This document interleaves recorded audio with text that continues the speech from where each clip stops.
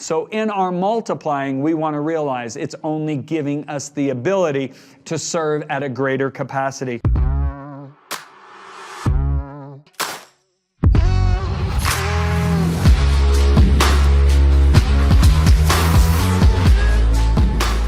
Hey everybody, welcome to Lesson 10, and this one is so exciting. First of all, I'm going to go back to 1 Peter chapter 4, verse 10. God has given each of you a gift from His great variety of spiritual gifts. Use them well to serve one another. In this lesson, I'm going to be talking about the catalyst. What really gives us the ability to effectively serve. And when I say effectively, I'm talking about the kind of serving that will produce fruit that will endure forever and ever and ever. So, first of all, let's define this word catalyst. A catalyst is a key ingredient precipitating or accelerating an event or change. So, what is the catalyst of multiplying? It's serving. Listen to what Peter said. Use them well to serve one another. Now, all true serving has to be motivated by love, because true serving will endure adversity, rejection, anything else that's thrown against it. If you listen to what Paul says in 1 Thessalonians chapter 1, verse 3, he says, "For we remember before our God and Father how you put faith into practice, how your love motivates you to serve others." I want to tell you a story about some friends of mine. They're very, very close friends. I got to give them a fictitious name, and you'll understand why. So I'm going to call them Riley and Dave, okay? So Riley and Dave, it was destiny that they meet. They had 2 apartments next to each other, both single. They eventually fell in love and married.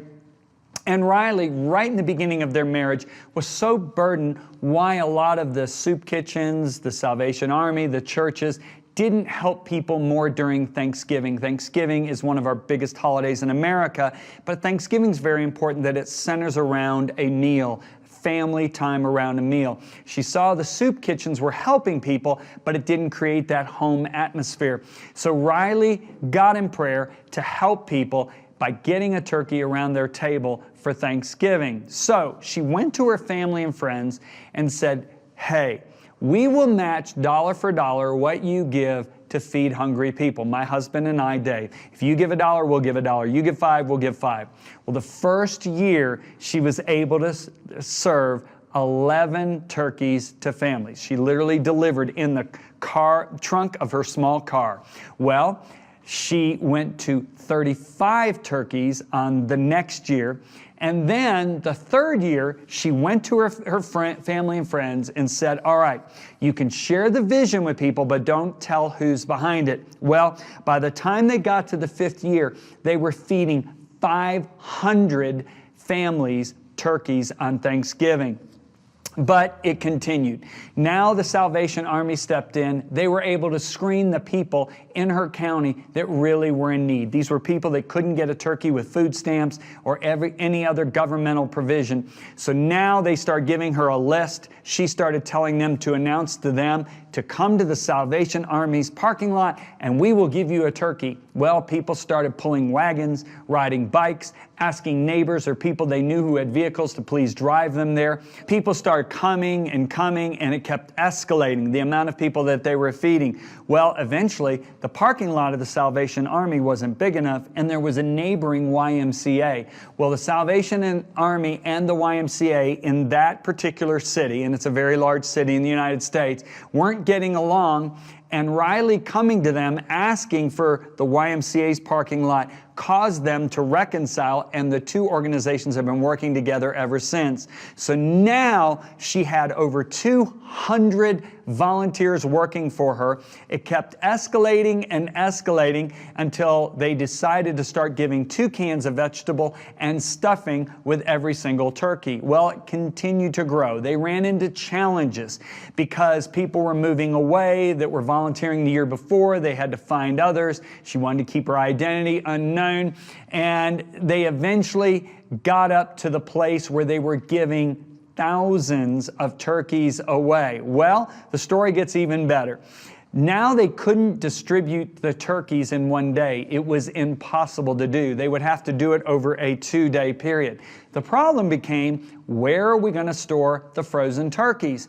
Well, one of the public stores that they were buying the turkeys from at the midnight hour said, we will give you 5 refrigerated trucks. Well, let's fast forward this whole process to today. At the very last feeding, which was their 26th year, she and her husband and her team of volunteers gave away 10,500 turkeys. Yeah, you heard that right. And if you multiply, you do the math, you've got 4, let's say there's an average of 4 people per family. That means they have fed, just this past year, 42,000 people. It is commonly known that not one person in the entire county went without a Thanksgiving meal, and they affected significant lives of people in 2 neighboring counties. So, what's happened out of all this? Many people have gotten saved. Even her husband, Dave, ended up giving his life to Jesus Christ when he saw what God was doing through this feeding program. Riley is not a minister. She's not a pastor. She's not a businesswoman. She's a stay-at-home mom who had a burden to feed hungry people because she has a heart to serve. If you look at Jesus' example, Jesus is the greatest example of serving in the Bible. He made a statement in Mark chapter 10. He said, the path to promotion and prominence comes by having a heart of a bond slave who serves everyone.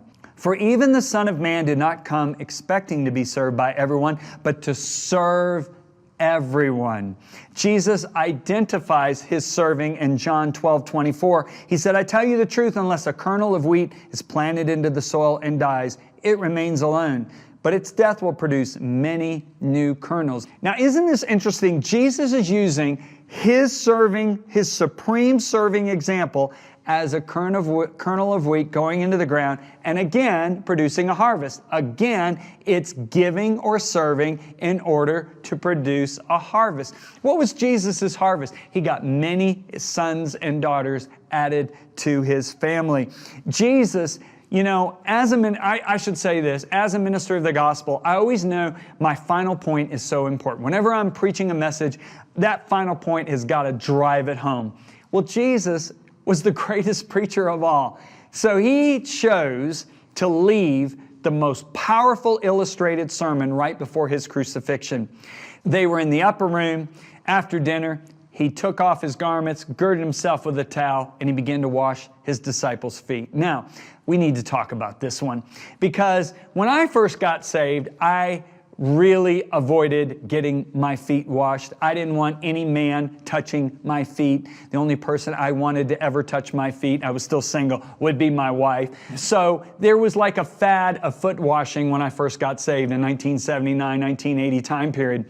And when they would do that foot washing, I'd say, I gotta go. I got something that just came up. I gotta get some homework done or this. And I would get out of Dodge, right?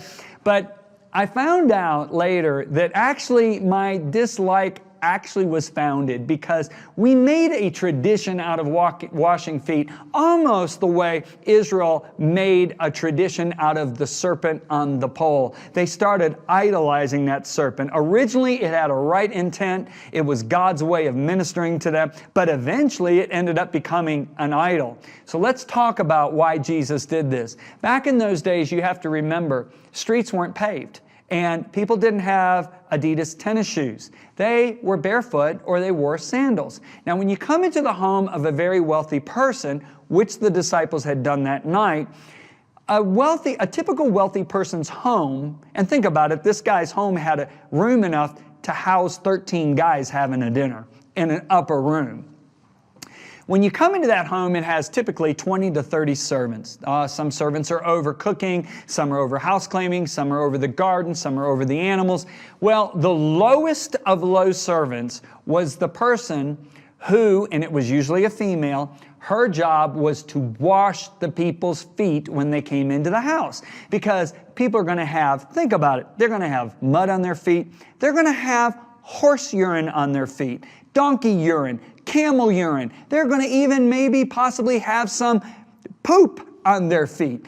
that person's job was to make sure their feet was clean before they entered into this person's beautiful home.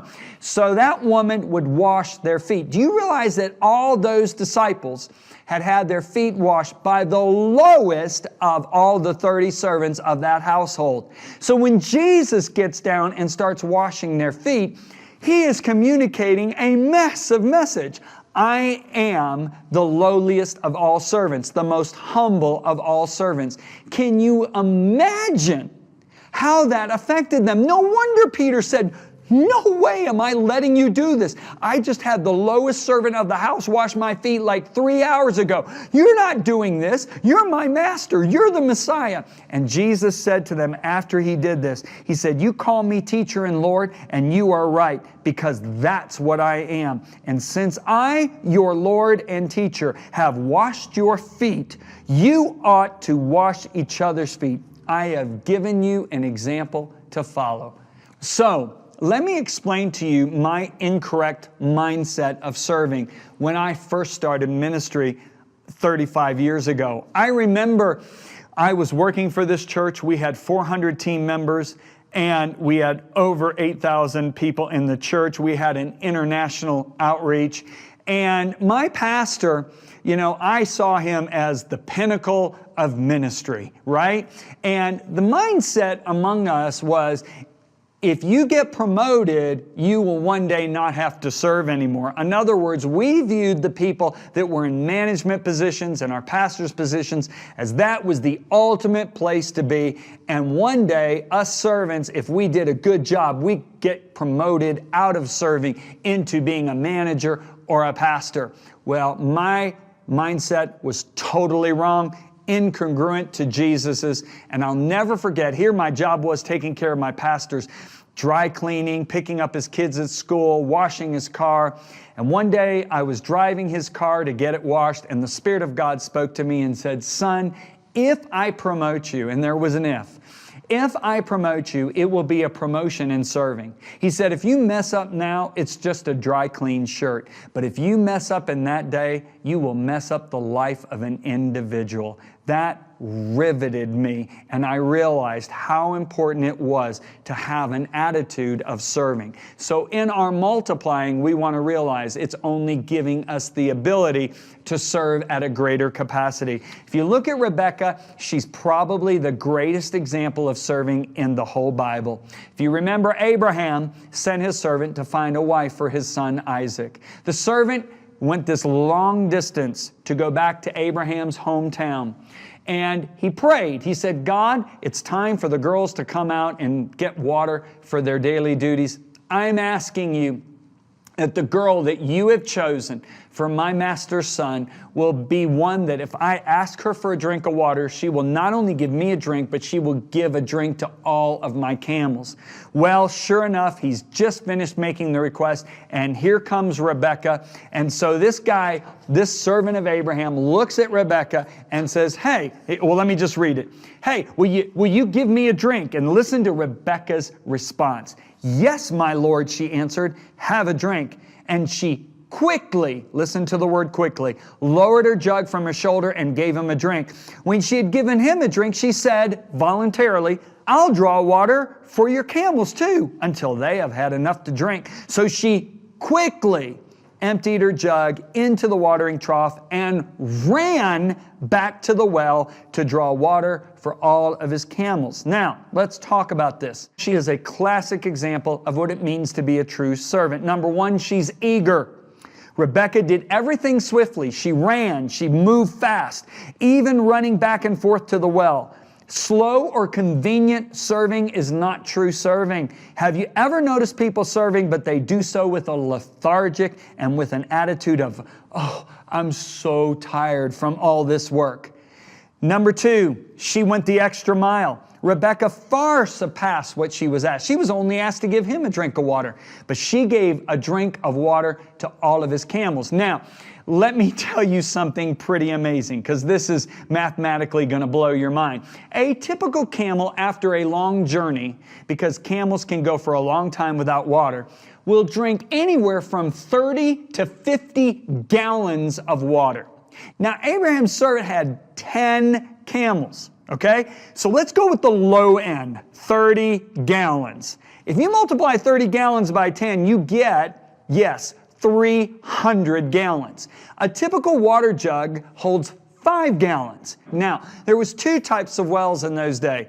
There was the well that had a rope that went down with a bucket that you could draw it up. The other well was one that actually had steps that went down to where the water level was underground.